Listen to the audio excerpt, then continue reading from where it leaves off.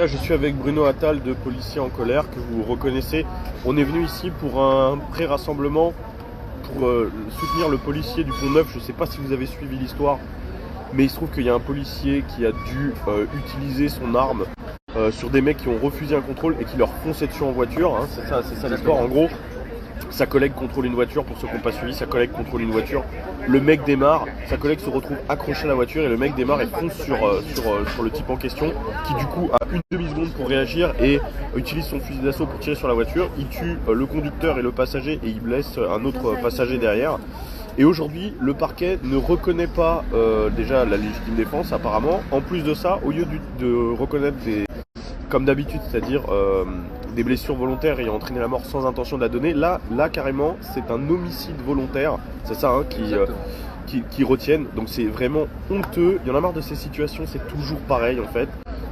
T'as un fils de pute qui refuse de se soumettre au contrôle de police, qui met la vie des policiers en danger, et en fait il faudrait pas réagir. À chaque fois qu'un policier réagit de façon logique en fait, et de façon, c'est-à-dire fait son métier, c'est-à-dire protéger la vie des citoyens en utilisant son arme, hein, c'est quand même la base de la police. Derrière c'est lui qui se retrouve traité comme un criminel. C'est usant, c'est de pire en pire parce que déjà avant il se retrouvait condamné pour des blessures volontaires et ayant entraîné la mort sans intention de la donner. Maintenant carrément ça va être des homicides volontaires. Donc en fait qu'est-ce qu'il faudrait ? Il faudrait que les policiers meurent, se fassent écraser, que le mec écrase d'autres mecs sur la route.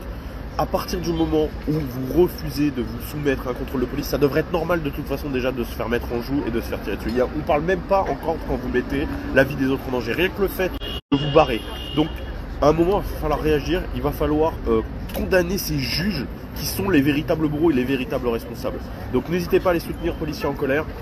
Je vous tague la page. En tout cas, je voulais remercier Baptiste Marché d'être venu soutenir à nouveau les forces de l'ordre.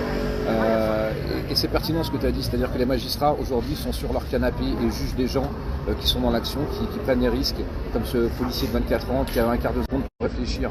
Et ce qui est le plus gros scandale, c'est vraiment de le mettre en examen pour homicide volontaire. C'est un jugement qui est idéologique en fait. Voilà. Donc voilà, et les juges finalement, ou tous les magistrats, c'est la seule corporation au monde qui n'a aucune sanction. C'est-à-dire qu'on se trompe pas, voilà, on joue avec la vie des gens.